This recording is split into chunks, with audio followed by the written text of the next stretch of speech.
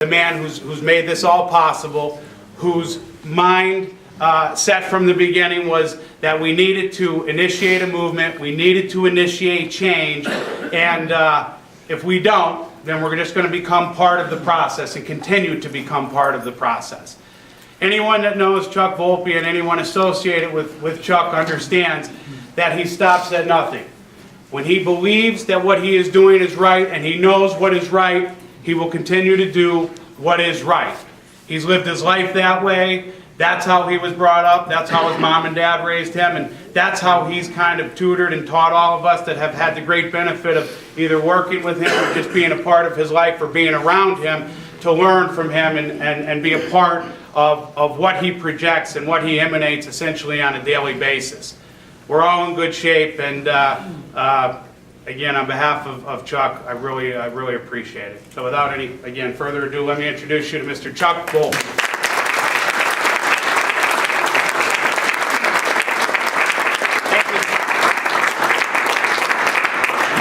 I can move in a little closer than fight a little frog in my throat, and I will try not to be long-winded, I promise you, but this way at least I can set a drink down and stay lubricated. First of all, thank you so much for coming here tonight. Again, the crowds keep getting bigger and bigger. It started a couple weeks ago at my good friend Nate Barrett's Joyce's Cafe, and it's grown from there. Last week in the Up Valley, Sebastianelli's, and now this week here at our Caro and Janelle's in Old Forge. In beginning some remarks, I will start where I did last week. For those of you who heard it last week, my apologies, you'll hear some of the same things.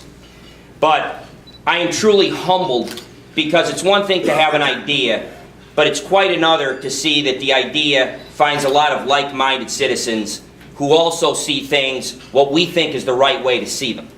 And the response has been humbling and gratifying. I said something last week, and this is somewhat hyperbole, but I'll say it nonetheless. I can't imagine if President Obama had sent in his national campaign team from Washington to Lackawanna County and asked for a signature on a petition from the President of the United States, that those people could have gotten 2,760 signatures in under 2 days, as you folks did. So thank you for that. It is humbling, and it says and speaks a lot to what we've been talking about here, about what's going on.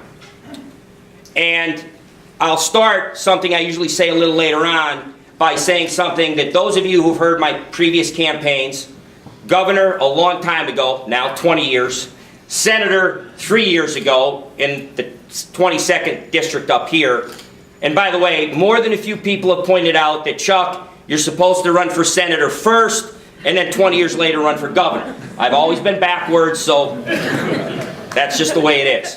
But nonetheless, something that always mattered to me, and to show you that it's not just a political thing or because it sounds good, these exact remarks were made in my commencement address to my law school graduating class out in Pittsburgh at Duquesne University School of Law. I was the president of the Student Bar Association out there. And that's something that as I went off into my legal career, not knowing what the future held, I firmly held that those convictions are among the most important.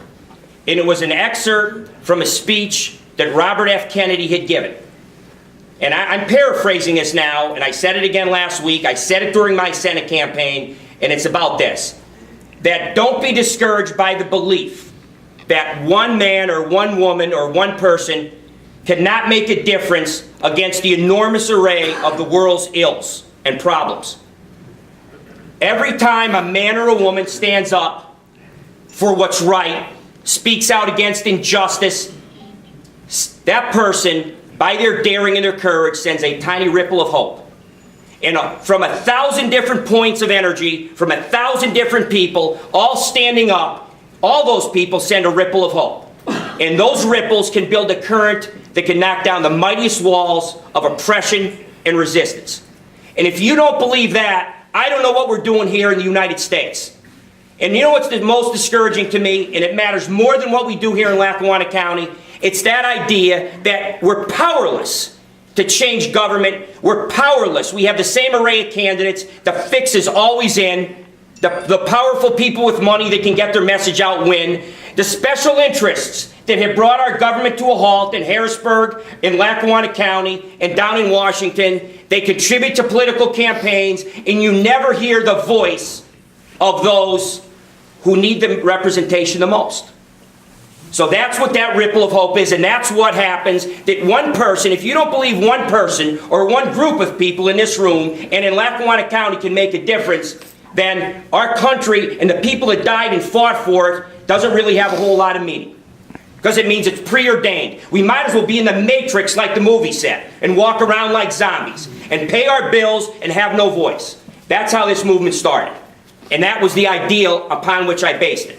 And I am gratified to see all the people in this room, all the signatures on that petition. We have literally sent out thousands of ripples of hope in Lackawanna County. And now it's our job and your job and my job to harness that energy and make it a fine point that hits the target. And we will do that. So now let me get back to a little bit of the story. The story matters here. It really does matter because it shows better than any slick campaign commercial or radio spot. It shows better than any of that what we're dealing with here and why it needs to change. I was having my coffee one morning on a cold, wintry January day, counting the days till golf season in spring, very honestly. And things have been good, business is good, everything's good, my family's well, I've got 2 beautiful young grandchildren. But I've always thought, that, and I'm always reminded, I've said this before, to those who much is given, much is expected. That was part of the reason I ran for public office. I really don't need it. That's why I was donating my salary to charity and not taking special interest money. But I also said at that time, in defeat, after a hard-fought, good campaign, and Senator John Blake is a good friend and he's a good public leader, so the people are getting good representation. But beside that, I said, I will stand at the ready. If something seems offensive to me, if there's a time to have a public voice and have the resources to stand up, I will be heard from again. Those were some of my last remarks to a crowded ballroom at the Hilton in what was actually a concession speech. And that time occurred a few weeks ago, as I read in the newspaper. Right after I read about a 42% tax hike, which has come on the heels in the 4 previous years of 38% tax hikes. Not a math major, but that's about 80% rounding off. 80% in 4 years. And that wasn't the worst of it. That's not what sprang me into action. That my blood pressure started rising when I read the scam. And it was a scam. They were using that to say we have to cut down the budget, we have to live within our means, and therefore they announced their grand consolidation plan. And you know what? It looked like a lie, and it looked like an old-fashioned power grab to me. How nice for them. They're going to consolidate essentially all 6 floors of the courthouse and the annex under their power. If you read Chris Kelly's Scranton Times editorial this week, he pretty much said the same thing. That's right. He said the commissioners claim they may save some money, and he said maybe, question mark. Is it a power grab? Absolutely. That's exactly what this was.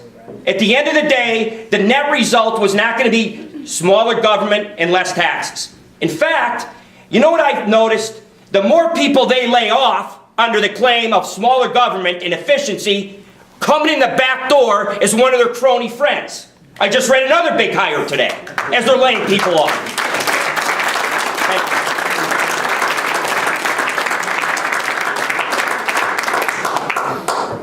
And so the story goes on. So I decided something needs to be done. And you know what I got thinking? Honestly, when the light bulb lit, and you can't predict it.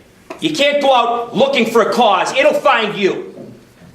And I sat there and thought, you know what? Some of the values that are in this room, some of the values in northeastern Pennsylvania, some of the values I learned from my parents, like charity begins at home, A.